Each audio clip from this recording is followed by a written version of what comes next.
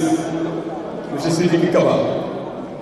Je m'en donc vais vous lire la déclaration liminaire relative à ce point de presse dont une partie est consacrée au partage de la position de notre parti par rapport à ce qu'il faut appeler désormais l'affaire Sonko Cour des comptes. La Cour des comptes a publié un rapport sur le soi-disant audit des finances publiques au titre des années 2019, 2020, 2021, 2022, 2023 et une partie de 2024. Le gouvernement, comme nous tous nous l'avons vu, a fini de faire sa conférence de presse. Et comme on s'y attendait,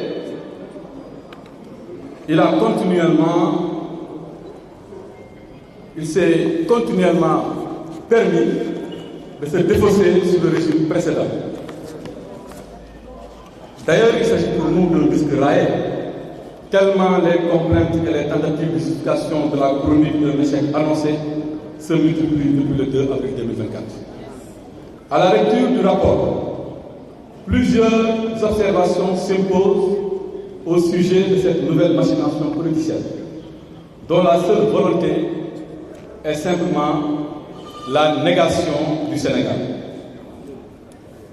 Après avoir promu l'insurrection dans l'opposition, provoqué la mort de dizaines de jeunes et s'appelle les fondements de lutte nationale, Ousmane Sonko pose un nouvel acte dans son agenda de destruction de ce beau pays, le Sénégal. Dans l'entreprise de vassalisation des institutions, il était enfin venu le tour de la Cour des comptes, qui a reçu un rapport et à qui on a exigé naturellement un titre de validation.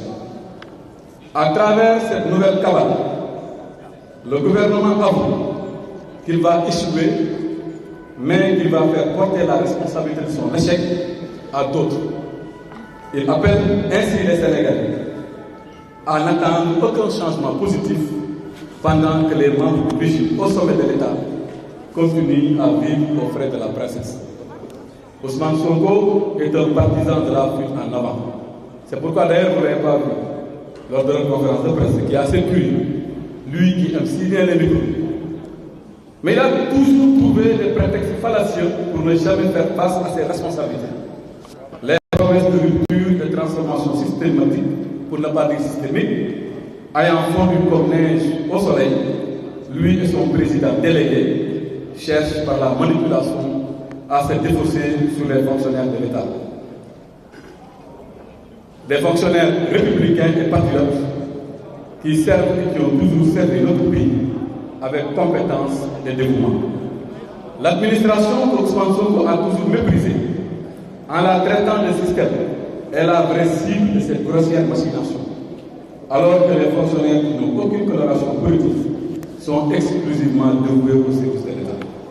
Ce rapport de la Cour des comptes, dont la méthodologie et certains contenus brillent par leur caractère douteux et bancal, n'est en fin de compte que la revendication de notre attentat contre le Sénégal et les Sénégalais perpétrée par Ousmane Sonko comme toujours. L'APR s'inscrit totalement en faux contre les accusations grossières d'un enfant cadet qui pense que l'existence de l'État relève de l'accusation permanente, du bavardage sans fin et de l'incompétence érigée en vertu. Si la position dans l'opposition impose la responsabilité de faire face à ce régime, la dignité des républicains exhorte à ne jamais contribuer de quelque manière que ce soit, au discrédit des institutions et à la destruction de la réputation du Sénégal. Il est seulement regrettable que certains fonctionnaires de l'État, en particulier d'une prestigieuse institution, aient cédé à l'injonction faite par le Premier ministre de trahir le pays pour satisfaire son ego et justifier son inaction et son échec. Vous trouverez dans ces lignes qui vont suivre quelques commentaires sur les points saillants du document de la Cour des comptes, en vue de montrer à l'opinion nationale et internationale l'étendue de la supercherie et le caractère enfantin de ce régime qui, après s'être opposé dans le mensonge, veut gouverner dans le mensonge, la manipulation et la fuite en avant. Pour ce qui est du rapport, ils ont évoqué le respect du principe du contradictoire.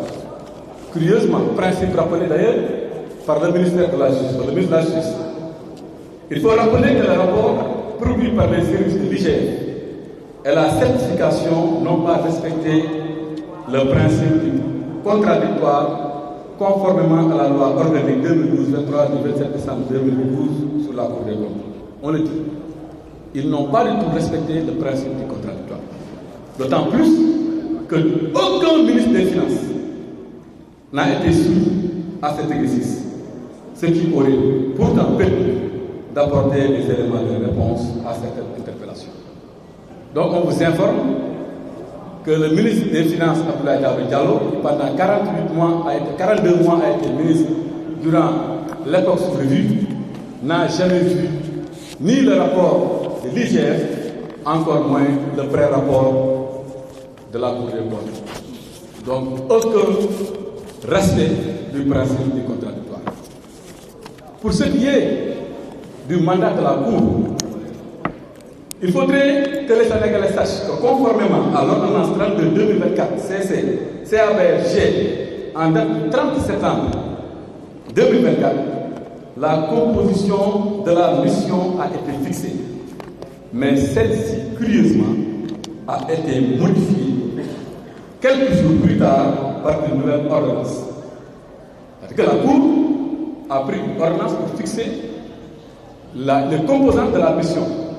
Et curieusement, quelques jours après, elle s'est empressée à modifier la composition de cette mission. Pourquoi cette modification? Quelqu'un a-t-il été remplacé? La composition des membres de la mission a-t-elle été modifiée? Et si oui, pour quelle raison? La Cour a le devoir, au regard de l'impératif de transparence, de donner les motivations de cette révision. Ce détail-là est assez important parce qu'il faut se rappeler que nous sommes dans un pays où un médecin peut se permettre de dire que quelqu'un qui est aujourd'hui à la plus haute station de ce pays lui a une fois dit que voilà, il arrive des gendarmes qui sont avec nous. Dans la mesure où ils ont modifié la composition de la mission, il faudrait que nous sachions est-ce qu'ils ont mis ou omis des magistrats qui sont pour ou contre eux. C'est une question fondamentale, une question de transparence qu'on pose et ils ont l'obligation de nous répondre par rapport à cette question. Sur l'absence de mention de détournement ou de sanction, mais nous demandons à tous les Sénégalais de revoir les recommandations de la Cour. Aucunement dans les recommandations de la Cour, il n'est fait mention d'ouverture des formations judiciaires, de traduction devant la Chambre de discipline financière ou même de remboursement. Aucun. Et nous défions tout un chacun de nous dire si une seule fois dans les recommandations, on a vu une fois discipline, information judiciaire, ministère de la Justice, etc. Maintenant, il importe de comprendre et de savoir par quelle alchimie l'actuel ministre de la Justice est arrivé, lui, à définir des catégories d'infractions et des personnes qui devront répondre devant des juridictions compétentes, en l'occurrence la Cour de justice et le parquet financier. Par quelle alchimie? Où est-ce qu'il l'a trouvé? Qu'ils nous le disent. Aucunement dans le rapport. Je le dis encore et je le répète, il n'a fait mention de détournement ou de cas de remboursement ou même d'ouverture d'informations judiciaires.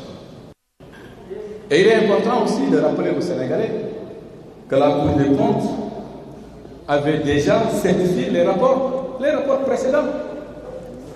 Pour rappel, la Cour des comptes, toute chambre réunie, avait validé les comptes de l'État à travers la certification des lois de règlement. Aujourd'hui, seule la Chambre des affaires budgétaires et financières, curieusement, remet en cause le travail conjoint de toutes les autres chambres. Rappelons qu'en matière de révision des comptes, la loi de règlement constitue le principal outil de contrôle du Parlement sur l'exécution des lois de finances initiales et rectificatives adoptées par l'Assemblée nationale.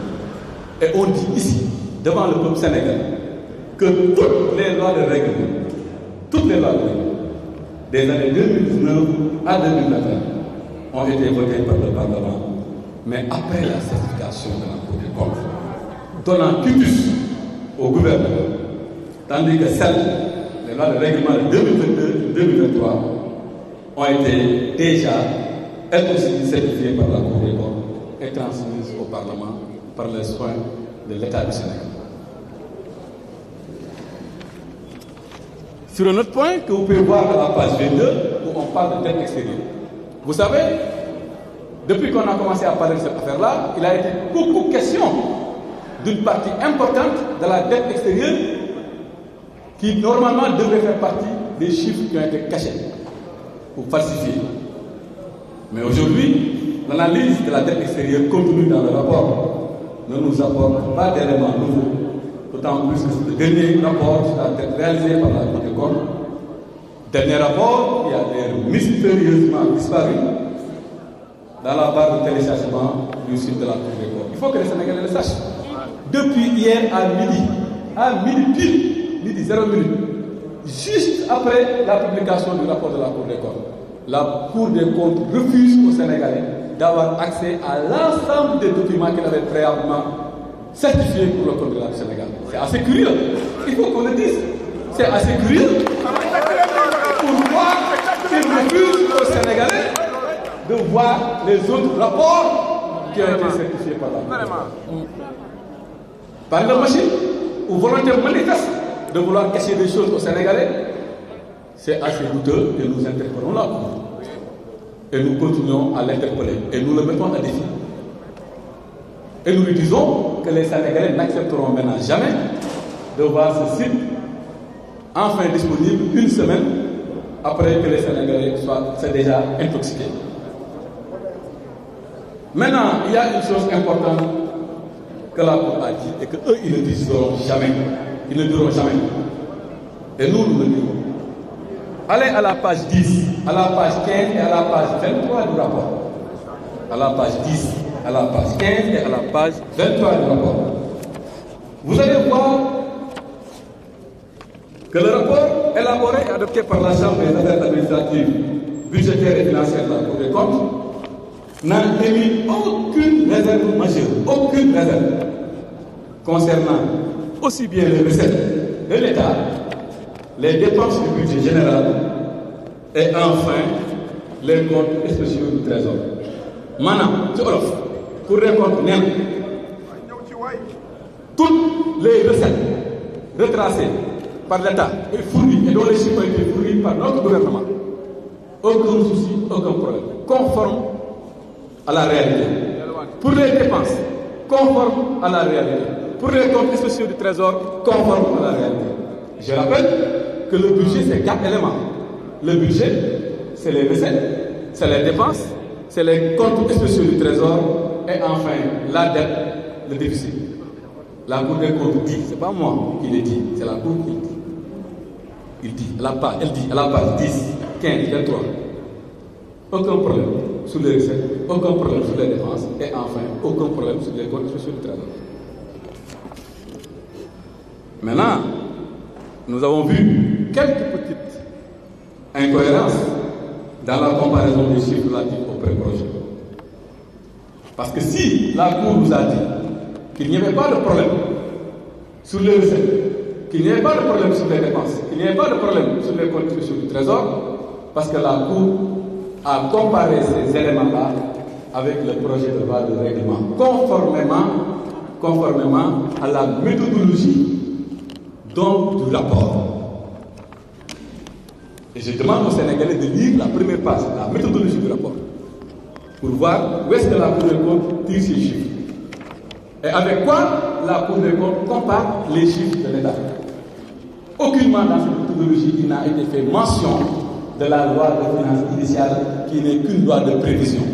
Mais curieusement, la Cour s'est permis de comparer les pré-projets avec non pas les chiffres qui sont contenus dans les lois de règlement, mais il s'est permis de comparer les projets et les pré-programmes avec les prévisions de la loi de finances initiale, oubliant même qu'entre 2019 et 2024, il y a eu plusieurs fois des lois de finances rectificatives. Ça, c'est assez curieux, et nous le disons, et nous demandons aux Sénégalais d'aller à la page 21 pour comprendre cette situation. Et pour l'intégration du financement intérieur privé dans le calcul de la dette publique. Parce que là aussi, c'est important de préciser une chose. Ils ont comparé les recettes, ils ont dit Congo, rien à signaler. Ils ont comparé les dépenses, rien à signaler. Ils ont comparé avec les comptes spéciaux du Trésor, rien à signaler. Ils ont dit maintenant, comparons avec la dette. Et je dis ici que pour la dette extérieure, multilatérale et bilatérale, vous pouvez lire le rapport. Aucune difficulté, aucun problème. Ils acceptent que toute la dette bilatérale et multilatérale, les chiffres que nous avions donnés, étaient conformes à la réalité. Madame, si vous voyez le rapport, donc il y a beaucoup de dettes qui France le concernait, États-Unis ou le Canada. Parce qu'ils savent que ça, c'est sensible. Parce que ça, si tu y touches, les autres pays vont parler et ils vont expliquer comment ça s'est passé. Si tu y touches, naturellement, comme on l'avait dit auparavant, la BCEAO sera interpellée. Mais comme ils savent que ils n'ont pas voulu parler de ça. Et même pour la dette intérieure, composée d'obligations de trésor et de bons du trésor, ils n'en ont pas parlé. Et eux-mêmes, ils nous ont dit que les chiffres étaient conformes. Mais ils ont préféré nous parler du financement intérieur privé. Et là, on le dit, en l'absence de griffes pertinentes sur les chiffres de la dette publique, le nouveau gouvernement a simplement cherché à y intégrer le financement intérieur privé et ses mécanismes de facilitation qui ne sont en réalité que des instruments de gestion de la trésorerie et non des dettes publiques. En langage clair, toute cette littérature autour des prêts contractés auprès des banques commerciales, en vérité, ce ne sont pas des éléments de la dette publique. Pour rappel, la dette publique est constituée de deux composantes. La dette intérieure consistant en l'émission de titres au sein des marchés financiers régionaux et la dette extérieure. Donc il y a un problème à ce niveau. J'y reviendrai de manière plus détaillée. Maintenant, sur les immeubles de l'État, ils ont parlé d'immeubles de l'État, allant même jusqu'à dire que le building administratif aurait été vendu. Comme rappelé dans le dernier paragraphe de la page 34 du rapport, j'invite les Sénégalais, par rapport à cette question, d'aller à la page 34 et de lire et refuser qu'on leur force les choses en les balançant simplement un tableau. Il y a le tableau, mais avant le tableau, il y a toute une littérature de la Cour des comptes qui a expliqué ce qu'il y en est par rapport à cette question. Je dis bien que ces biens ont été vendus à la Sogepa. Comme que nous savons que ces militants, nous savons que nous sommes à Boy. Si nous sommes Sogepa, il y a une société générale pacifienne, il y a une société privée. La Sogepa est la société de gestion du patrimoine de l'État, détenue exclusivement par l'État. Et c'est la loi qui crée la Sogepa, la loi 2022-36 du 22 novembre 2022, qui permet à l'État, à son article 4, que les gens peuvent voir, aller sur Google, télécharger la loi 2022-36 du 22 novembre 2022, aller à l'article 4 de la loi qui dit qu'il est permis à l'État de faire un transfert à la Sogepa par cession ou à titre gratuit ou onéreux. État mooy jaay mooy jënd olof ne lan ginaar ak i tuuteem ak i nenam borom ginaar moom État moo jël jox Sogepa ku moom Sogepa État ku moom immeuble public Sogepa kon ku moom public ku moom public ku moom public c'est clair État moom public te article 4 dafa expliquer dinaa si ñëwaat en wala mu gën a leer. Maintenant, pour ce qui est de la qualité du rapport du nouveau gouvernement. Est-ce que les Sénégalais savent que même ce nouveau gouvernement a été épinglé pour falsification de chiffres par la Cour? Et je le dis plusieurs fois dans le rapport, la Cour des comptes a dit, ministère des Finances, vos chiffres ne sont pas conformes à la réglementation, vos chiffres ne sont pas conformes à la loi de règlement. Parfois même, curieusement, il est avoué des fois où le ministère des Finances, on a dit à l'IGF que les chiffres ne sont même pas conformes aux chiffres produits par le Trésor, qui est une entité du ministère des Finances. Madame Trésor ak ministère des Finances yëpp ak IGF ñoom ñëpp seen lay ministère des Finances.